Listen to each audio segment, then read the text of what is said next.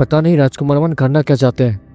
वो उस महाराज फुरी को उस तरफ क्यों ले जा रहे हैं, तो बाकी सभी लोग तो यहाँ पर हैं। श्योर, वो महाराज फुरी को अमन के साथ जाते हुए देखते रहता और मैग्रॉन से कहता ताकि इसके बारे में मैग्रॉन को कोई आइडिया आए, लेकिन नहीं, मैग्रॉन का भी दिमाग खाली हो रहा था ये सारी चीज़ों को देखने के बाद, क्योंकि ये सारी चीज़ें राजकुमार अमन वो उल्टा ही कर रहा था।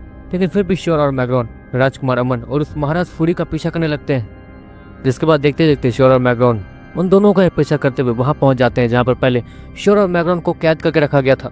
और वहाँ पर और भी काफ़ी सारे जेल वगैरह बने हुए थे जहाँ पर और भी बहुत सारे लोग बंद थे, और ऑफकोर्स वो सभी लोग देखने में मासूम ही लग रहे थे, जैसे कि उन लोगों ने कभी कुछ किया ही ना हो।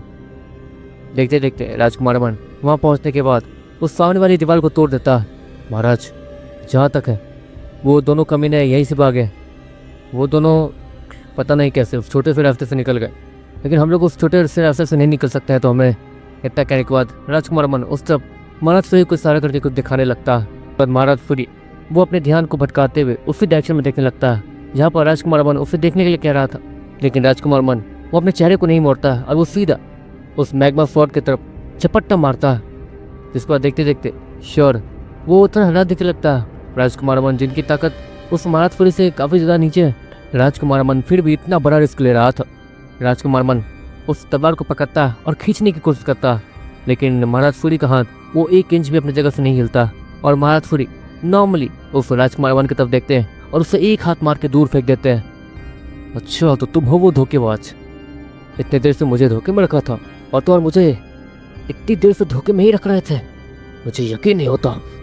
महाराज फुरी हैरानी से और गुस्से से राजकुमार अमन को देखते हुए कहता, तुम्हें अपने बच्चे जैसा रखा, तुम्हें यहाँ की पूरी ताकत दी, यहाँ हर चीज़ की ताकत थी तुम्हारे पास, तो फिर। महाराज फुरी इतना कहने के बाद गुस्से से राजकुमार अमन को देखते हैं और तेजी से उसकी तरफ बढ़ने लगते हैं ताकि वो उस पर एक हमला करके उस पर खत्म कर सके। राजकुमार अमन उसका प्लान फेल हो चुका था। अरे यार, ये अमन भी ना। इतना कहने के बाद श्योर अपनी जगह से बाहर निकलता है। रुको, लड़ना है तो अपने बराबरी वाले से लड़ो ना। श्योर उस महाराज फुरी को देखते हुए कहता, अच्छा तो कौन है यहाँ मेरी बराबरी का? तुम तो बिल्कुल नहीं हो, इसकी दफ़ा हो जाओ, तुमसे पहले मैं इस नालायक का फर काटना पसंद करूँगा। इतना कहने के बाद महाराज फुरी अपनी तलवार को तेजी से राजकुमार अमन की तरफ घुमा देता। अगले पल श्योर वो देखते देखते रेड मंकी में बदल जाता और अपने पंच को सीधे ज़मीन पर दे मारता। इसके बाद देखते देखते ज़मीन में बहुत सारी दरार आने लगती और महाराज फुरी वो जो अपने एक कदम को आए करके राजकुमार अमन को ख़त्म करने वाले थे, उनका बैलेंस बिगड़ जाता है और उनका हमला वो राजकुमार अमन के चेहरे के ठीक सामने से जाता है, जिससे राजकुमार अमन के आर्मर वो पिघल के उनके बॉडी से ही चिपक जाते हैं और उनके कपड़े भी अंदर जल जाते हैं। और तो राजकुमार अमन उनका चेहरा काला पड़ चुका था जल के, और इन सारी चीज़ों के दौरान बस वो मैग्मा स्वॉर्ड वो बस उनके चेहरे के सामने से गई थी बस, और उनका यह हाल हो गया था। लेकिन राजकुमार अमन वो ताकतवर थे इसलिए वो भी जिंदा थे, वरना पक्का वो तो परलोक से डर गए होते। देखते देखते वहाँ पर red and black Roshni appear होती है और वहाँ से सीधे राजकुमार अमन को स्वॉर्ड के पीछे ला कर रख देती है, और उस रेड एंड ब्लैक रोशनी ने महाराज फुरी के पीठ पे एक बड़ा सा घाव भी छोड़ दिया था। मुझ पे कोई हमला कैसे कर सकता है? इतना कहने के बाद महाराज फुरी श्योर के पीछे उस अजीब रोशनी को देखते हैं जो कि गायब हो चुकी थी। श्योर अपने म्यूटेंट ग्रासहोपर को किसी के सामने ये हाल नहीं लाना चाहता था क्योंकि वो एक तरीके से प्लेयर का म्यूटेंट ग्रासहोपर है सभी के सामने। म्यूटेंट ग्रासहोपर, जहाँ तक है तुम्हारी एडिशनल पावर्स तो बढ़ चुकी है ना, तो तुम श्योर इतना कहता है, और देखते देखते म्यूटेंट ग्रासहोपर उसकी आंखें और भी ज़्यादा लाल रंग से चमकने लगती हैं। देखते देखते वो घाव जो उस महाराज फुरी की पीठ के ऊपर था, देखते देखते वो धीरे धीरे बढ़ने लगता, लेकिन वो उतनी तेज़ी से नहीं बढ़ा था जितनी तेज़ी से श्योर ने सोचा था। मुझे म्यूटेंट ग्रासहोपर की ताकत जल्द से जल्द बढ़ानी होगी, जिसके बाद ये हमारे बहुत कमा सकता है। श्योर मन मन सोचता है। म्यूटेंट ग्रासहोपर इस वक्त श्योर जितना ताकतवर नहीं था, लेकिन फिर भी वो महाराज फुरी जैसे इतने बड़े योद्धा को चकमा दिन में कामयाब हो गया था। महाराज फुरी की ताकत जेब्रोन लेवल 7 थी ऑलमोस्ट। उसकी ताकत को देखकर तो ऐसा ही लग रहा था। श्योर तेजी से अपने डार्क स्कल ब्लेड को लेता और तेजी से भागते हुए उस महाराज फुरी के सामने जाने लगता। अगले पल श्योर के साथ मैग्रॉन भी दौड़ने लगता। उन दोनों ही के हाथ में डार्क स्कल ब्लेड। देखते देखते वो दोनों ही अपने डार्क स्कल ब्लेड को गोल गोल घुमाकर सीधे महाराज फुरी की तरफ फेंक देते हैं। आपको महाराज फुरी बहुत ज़्यादा ताकतवर था, तो श्योर और मैग्रॉन को ज़्यादा रिस्क भी नहीं लेना था। और जहाँ तक है महाराज फुरी इस वक्त वहाँ पर फंसा हुआ है उन टेढ़े मेढ़े टूटे हुए ज़मीन के बीच, इससे श्योर और मैग्रॉन के पास एक अच्छा मौका था उन पर स्ट्राइक करने का अपने डुअल मूव के साथ। देखते देखते श्योर और मैग्रॉन की स्कल ब्लेड वो तेज़ी से आगे बढ़ते हुए दोनों कनेक्ट हो जाती है और दोनों जुड़कर एक हो जाती है। इसके बाद देखते देखते उसके अंदर से लाल और ब्लैक कलर की रोशनी निकलती है। देखते देखते वो डार्क स्कल ब्लेड थोड़ी बड़ी होती है और देखते देखते वो महाराज फूरी के सीने से जाकर टकरा जाती है। महाराज फूरी तेजी से उड़ते हुए पीछे चले जाते हैं। श्योर और मैग्रॉन को वो दिख तो नहीं रहते, लेकिन उनकी मैग्मा फोर्ड वो वहाँ पर नहीं थी। और यार मरते मरते भी अपने मैग्मा फोर्ड को नहीं छोड़ी गई है। श्योर मैग्रॉन से कहता है। इसके बाद श्योर और मैग्रॉन उसे ढूंढने के लिए अलग अलग हो जाते हैं। श्योर उससे वो महाराज फूरी दिख जाता, लेकिन उसके चारों बगल ब्लैक स्मोक तैर रही थी। तो यहाँ है वो। श्योर इतना कहने के बाद महाराज फूरी के बॉडी के पास जाने लगता। श्योर नहीं, वो जिंदा है। अचानक से म्यूटेंट ग्राफ्स पर श्योर के नीरो को से चलाता। अब वो उसके घाव को बढ़ा घटा सकता था और उसे पता था कि वो जिंदा है या नहीं। अगले पल श्योर वो अपने सर को तुरंत ही पीछे करता है और श्योर के सर के ठीक सामने से वो मैग्मा फोर्ड निकलती है और श्योर के बाल वो फिर से जल जाते हैं और उसकी पूरी बॉडी वो ऑलमोस्ट जल के काली हो जाती है। श्योर ने टाइम पे अपने कदमों को पीछे ले लिया था। ये क्या, पिछली बार तो सिर्फ मेरे बाल जले थे, जिससे डीमन गर्ल हमेशा ठीक कर दिया करती है, लेकिन ये तो। श्योर इतना कहता है और उस दर्द को सहते हुए धीरे धीरे पीछे जाने लगता है। वो गिर चुका था और अपने कदमों के सारे वो धीरे धीरे पीछे जा रहा था। अगले पल उसके सामने महाराज फूरी दिखते हैं, जो कि बहुत ज़्यादा खराब कंडीशन में थे। यहाँ तक कि उनके सामने का हिस्सा पूरी तरीके से तबाह हो चुका था। उनका दिल सभी के सामने एक्सपोज था और धक धक होता हुआ दिख रहा था, लेकिन फिर भी महाराज फूरी जिंदा थे, जो कि बहुत ज़्यादा डरावनी और खतरनाक बात है। महाराज फूरी खड़े होते हैं और खून की उल्टी करते हुए, तुम्हारी इतनी हिम्मत, हाँ, तुम्हें लगा कि तुम मुझे इतनी आसानी से मार दोगे? मेरे पास ऐसे जड़ी बूटियाँ और ऐसे वैद्य हैं जिनकी मदद से मैंने ऐसी दवाई बनाई है जिससे मुझे दर्द का एहसास नहीं होता है। इतना सब कुछ हो जाने के बाद मैं जिंदा हूँ और एक बार मैं सारी चीज़ें खत्म कर दूँ, जिसके बाद मैं वैद्य के पास जाके इसका इलाज ढूंढूंगा। तुमने तो मुझे पूरा बर्बाद कर दिया है। महाराज फूरी अचानक से गुस्से से श्योर की तरफ देखते हुए कहता। महाराज फूरी एक पल के लिए ये सोच रहा था कि वो ठीक कैसे होगा, क्योंकि वैसे भी अभी उसे दर्द का एहसास तो हो नहीं रहा है उन जड़ी बूटियों की वजह से जो कि वैद्य ने उसे दी थे, और अभी के लिए उसे दर्द का एहसास नहीं हो रहा है, इसलिए वो नॉर्मली घूम फिर पा रहा है। लेकिन जब उसे दर्द का एहसास होगा तो वो दर्द में ही तड़प के मरने वाला है। ये बात उस महाराज फूरी को पता थी। मैं जल्द से जल्द इसे ख़त्म करने के बाद पहले वैद्य के पास जाऊँगा और वो दवाइयाँ हासिल करने के बाद। इतना कहने के बाद वो महाराज फूरी तेज़ी से अपने मैग्मा फोर्ड को लेकर श्योर के सामने पहुँचता और अपने मैग्मा फोर्ड को ऊपर उठाने के बाद सीधे श्योर की तरफ एम कर देता, ताकि वो श्योर पे सीधे अपने मैग्मा फोर्ड से हमला कर सके। वो मैग्मा फोर्ड वो श्योर के सर के पास से निकली थी, जिसके कारण श्योर के सर, बाल, मुंह, उसकी आधी बॉडी वो पूरी तरीके से काली पड़ गई थी। श्योर के आँख वो भी नहीं बचे थे, वो भी पूरी तरीके से लाल हो गए थे और श्योर को बहुत ज़्यादा धुंधला धुंधला दिख रहा था। श्योर, समय बर्बाद मत करो, मेरी बॉडी का इस्तेमाल करो, रेड मंकी चिल्लाते हुए कहता। और देखते देखते श्योर वो रेड मंकी में बदलने के बाद एक हल्का सा जंप लगा के पीछे जाता, लेकिन वो भी उस मैग्मा फोर्ड के अंदर आ गया था, मतलब उसका रेंज में आ गया था, जिसके कारण रेड मंकी उसकी भी हालत ख़राब हो जाती है। मैं रेड मंकी के जीन्स के साथ कंबाइंड हो गया हूँ, जिसके बाद मैं सीधे उसी की बॉडी को इस्तेमाल कर सकता हूँ। श्योर मन में सोचता, लेकिन ये काफ़ी नहीं था। बैकअप अभी तक यहाँ नहीं आया था और वहाँ पर अब भी कुछ लोग थे जिसे वो लोग मिलकर ख़त्म कर रहे थे। वहाँ पर मैग्रॉन तो इस्तेमाल के लिए था, लेकिन वो पता नहीं कहाँ चला गया था। महाराज फूरी को ढूंढते हुए राजकुमार मन वो तो घायल ही थे। श्योर उसकी हालत ठीक नहीं थी, वो रेड मंकी के सहारे आगे बढ़ रहा था, क्योंकि रेड मंकी के जीन्स को अपने साथ कंबाइन करने के बाद श्योर पूरी तरीके से रेड मंकी में ही बदल जाता था। इसलिए श्योर के पास सिर्फ रेड मंकी ही था। बाकी के जीन्स को कंबाइन करने के बाद श्योर को अलग अलग हथियार या फिर अलग अलग पावर्स मिलती थी, लेकिन फुल बॉडी नहीं मिलती थी। श्योर के पास अभी रेड मंकी ही था, जो कि उसका सहारा बना हुआ था। महाराज फूरी भी ये देखता है वहाँ कोई नहीं है, तो मैं अच्छे से मजा चखाना चाहता है। इतना कहने के बाद महाराज फूरी वो तेज़ी से आगे बढ़ने लगते हैं और सीधा श्योर की तरफ फिर से अपने मैग्मा फोर्ड को घुमाते हैं। श्योर एक फिर से लंबी जंप लगाता और वो पास के जंगल में कूद के चला जाता। महाराज फूरी भी एक लंबी जंप लगा के श्योर के पीछे जाने लगते हैं। श्योर ये देखता है कि महाराज फूरी जहाँ जहाँ से जा रहे हैं वहाँ के सारे पेड़ जल के राख में बदल रहे हैं। श्योर वो महाराज फूरी और उस कबीले से काफ़ी ज़्यादा दूर आते जा रहा था, मतलब श्योर के पास बैकअप पहुँचने का चांस वो बहुत ज़्यादा कम होते जा रहा था। अब क्या करूँ, मैं तो बहुत बुरा फंसा हूँ। श्योर मन मन सोचता है, यहाँ पर धूप की रोशनी कहाँ है? धूप की रोशनी के लिए मुझे ऊपर जाना होगा। मुझे पहले अपने रेड मंकी के जीन्स को अपने बॉडी से हटाना होगा, जिसके बाद ही धूप की रोशनी जब मेरे ऊपर पड़ेगी तो मैं टेलीपोर्ट हो पाऊंगा।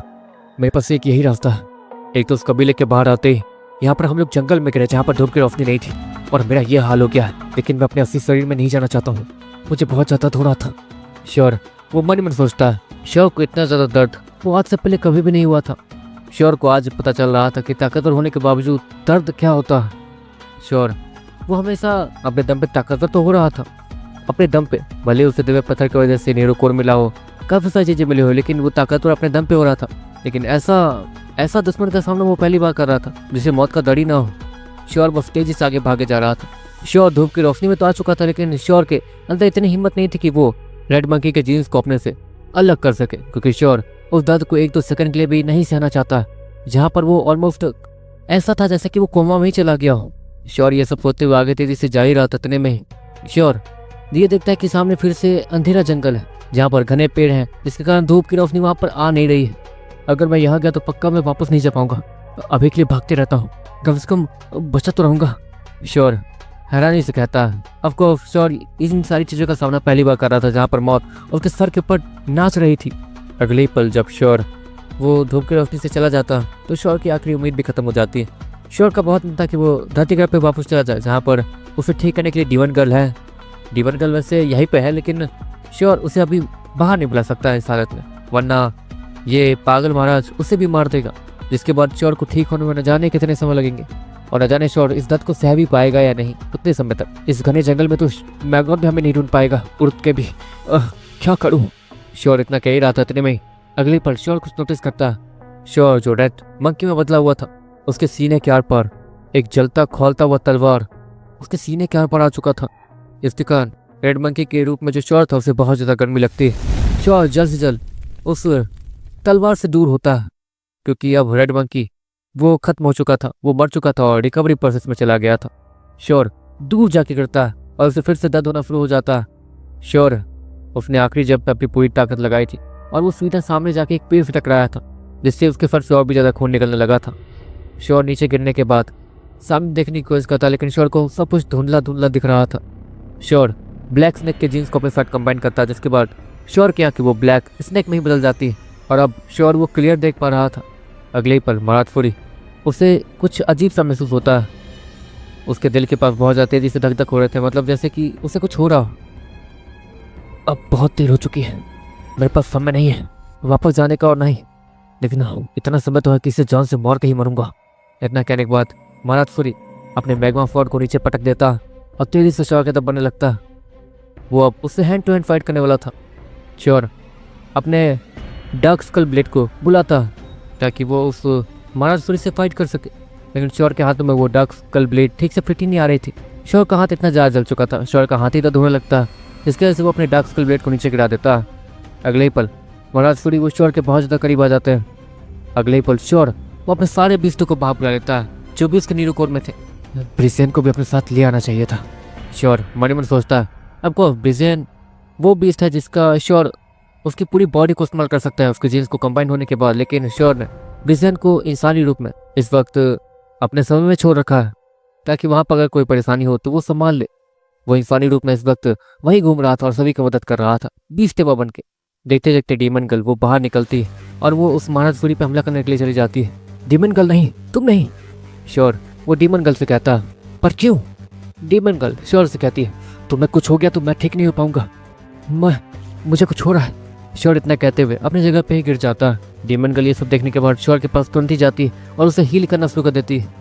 दूसरी तरफ श्योर अब ये सब हो ही रहा था तो अपने ब्लैक स्नेक को अपने बॉडी से अलग करके सीधे महाराज से लड़ने के लिए भेज देता है। श्योर का वेलोसिरैप्टर अब भी वहीं पे था। श्योर का यूटेन ग्रासहोपर वो यहाँ पर तेजी से आगे बढ़ के लड़े जा रहा था। मोटा टड्डा भी अब तक वहीं पे था, वो अभी तक यहाँ नहीं आया था। एक तरीके से श्योर के ज़्यादातर भी उसी फाइट में बिजी थे। ब्लैक स्नेक और यूटेन ग्रासहोपर तेजी से उस महाराज पे हमला करने के लिए जाते हैं। ब्लैक स्नेक देखते देखते उसकी बॉडी थोड़ी बड़ी हो जाती और उसके बॉडी से चारों तरफ से डार्क स्मोक निकलने लगती है, जिसके बाद ब्लैक स्नेक तेजी से जाकर उस महाराज को लपेटने की कोशिश करता और उसके पूरी बॉडी को लपेटने के बाद महाराज की बॉडी उसमें जहर फैलना शुरू हो जाता है और उसकी स्किन जल्दी शुरू हो जाती है, जो कि बहुत ज़्यादा अजीब लग रहा था। ये क्या है? महाराज हैरानी से कहता क्योंकि वो पहली बार किसी इंसान को अपने बीस्तों को बाहर बुलाते हुए देख रहा था। अगले पल म्यूटेंट ग्रासहोपर वो ब्लैक स्नेक के पूंछों पर चढ़ के सीधे महाराज के चेहरे के पास जाता है और अपने खतरनाक पंजों से, जो कि स्टील ब्लेड जैसे और खतरनाक आरी जैसे दिख रहे थे, उससे सीधे उस महाराजपुरी के चेहरे पर हमला करना शुरू कर देता, जिससे महाराजपुरी के चेहरे से खून निकलने लगता है। लेकिन अगले ही पर महाराजपुरी वो पूरी ताकत लगाते हैं और वो ब्लैक स्नेक को बीच से तोड़ कर रख देते हैं, जिसके कारण ब्लैक स्नेक वो दर्द के मारे खुखारता और सीधे श्योर के नीरो कोर में वापस चला जाता। रिटर्न ग्राफ ऊपर भी दूर जाके गिरा था और क्योंकि उसने अपनी एडिशनल पावर्स का इस्तेमाल पूरी तरीके से कर दिया था, इसलिए अब वो भी थक गया था। वो भी दूर जाके गिर जाता और बेहोश हो जाता। नहीं, क्या हो रहा है यहाँ पे? श्योर जैसे कुछ भी नहीं दिख रहा था, वो डीमन गर्ल से कहता, अपने आमर को बुला लो जल्दी। डीमन गर्ल वो श्योर से कहती है, नहीं नहीं, तो तुम्हें कुछ हुआ तो परेशानी हो जाएगी हमें। श्योर वो डीमन गर्ल से कहता और उसके हाथों को छोड़ता ही नहीं है। पागल मत बनो, क्या कर रहे हो? डीमन गर्ल वो श्योर से कहती है, मुझे धूप की रोशनी में ले चलो। श्योर वो डीमन गर्ल का हाथ छोड़े बिना ही उससे कहता, नहीं अब बहुत ज़्यादा देर हो चुकी है। डीमन गर्ल वो डार्क स्कल ब्लेड को अपने हाथों में लेते हुए कहती है, आपको वो महाराजपुरी बहुत ज़्यादा फास्ट था, इतना ज़्यादा कमज़ोर होने के बावजूद भगवान जाने जेब्राउन लेवल 7 वो कितनी बड़ी लेवल है, और तो और जेब्राउन लेवल 7 पे होने के बावजूद और इतना ज़्यादा घायल होने के बावजूद उसने इतने सारे बीस्तों से लड़ाई करने के बाद, इतना सब कुछ सहने के बाद भी हल्का सा आहत तक नहीं निकाली अपने मुँह से, जो कि सच में बहुत ज़्यादा डरावनी बात थी। देखते देखते डीमन गर्ल वो जैसे तैसे श्योर से अपना हाथ छुड़वाती है। माफ़ करना श्योर, घबरा मत, मैं हूँ तुम्हारे साथ। डीमन गर्ल इतना कहती है और वो तेजी से जंप करते सीधे महाराजपुरी की तरफ बढ़ने लगती है ताकि उसका ध्यान श्योर से हट जाए। श्योर उसके दिल में पता नहीं क्यों बहुत ज़्यादा तेजी से धक धक हो रहा था। श्योर वो सच में डीमन गर्ल की मदद करना चाहता था। वहाँ से लड़ाइयों की आवाज़ तो आ रही थी, लेकिन पता नहीं क्यों वहाँ पर क्या हो रहा है श्योर को पता नहीं चल पा रहा था।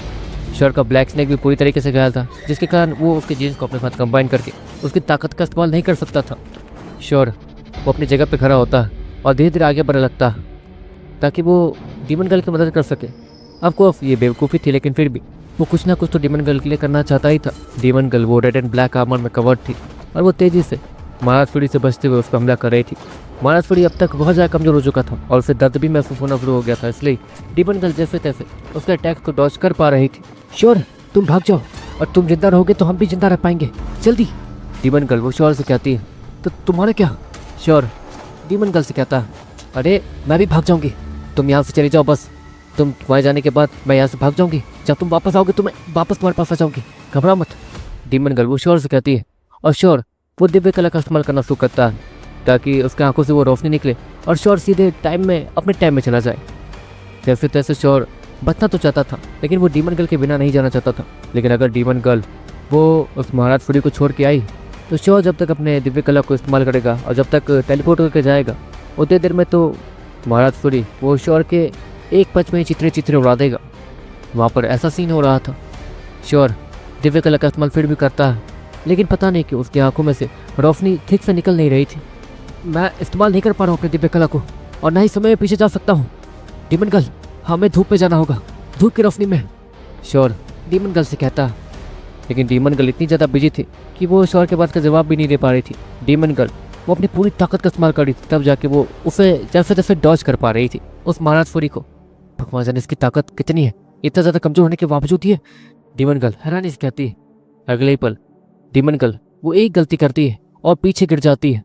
इसके बाद एक पंच सीधे डीमन गर्ल की तरफ बढ़ने लगता। इससे पहले कि वो पंच डीमन गर्ल को लग पाता, अगले पल एक नीली रोशनी इतनी तेजी से उस महाराजपुरी से टकराती है कि महाराजपुरी वो तेजी से दूर जाके गिरता है।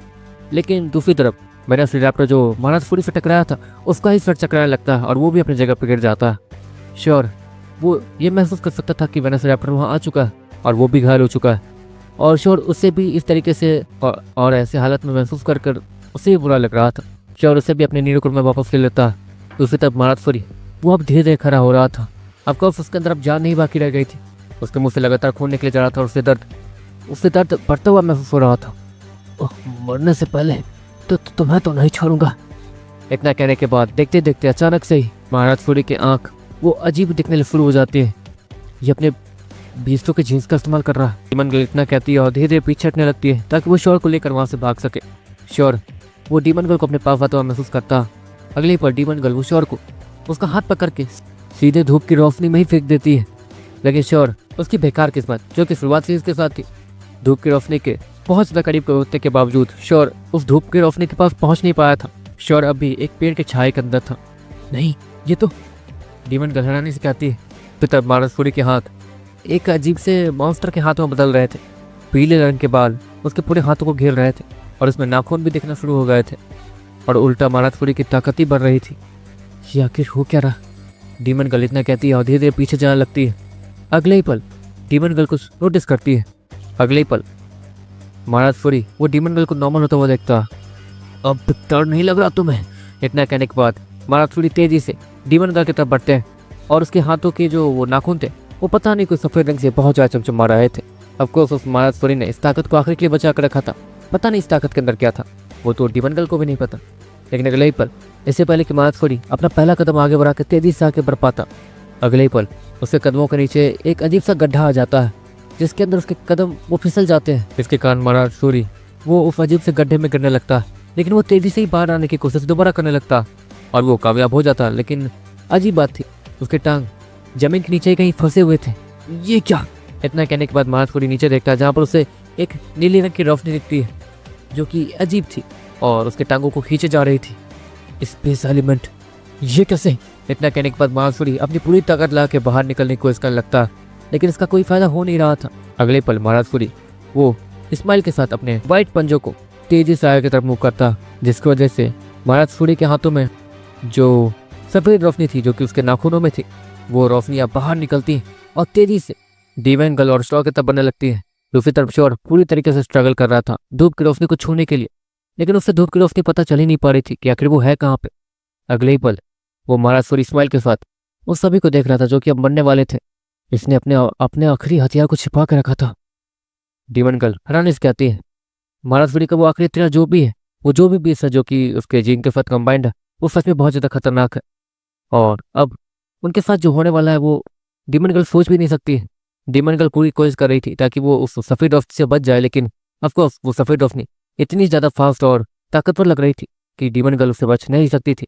दूसरी तरफ महाराजपुरी जो स्माइल के साथ डीमन गर्ल और शॉर को देख रहा था, अगले ही पल उसकी स्माइल गायब होने लगती है, उसके आँख भी लाल होने लगते हैं और अगले ही पल वो आग में जलना शुरू हो जाता है और राख में बदल जाता है। वो सफ़ेद रोशनी जो डीमन गर्ल के चेहरे के पास पहुंच के उसके साथ कुछ बुरा करने वाली थी, वो भी बीच हवा में ही गायब हो जाती है। श्योर वो बेहोश हो जाता है और वो लंबी लंबी सांसें लेने लगता है जैसे कि उसे बहुत ज़्यादा परेशानी हो रही हो।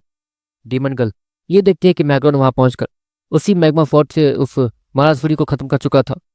डीमन गर्ल ने तो सोचा था कि वो मैग्मा फोर्ट के पास पहुंचेगी, लेकिन वो पहुंच नहीं पा रही थी। ऑफकोर्स महाराजपुरी उससे ज़्यादा ताकतवर और उससे ज़्यादा फास्ट था, जिसके कारण डीमन गर्ल को अपना पूरा फोकस उससे बचने में ही लगाना पड़ रहा था।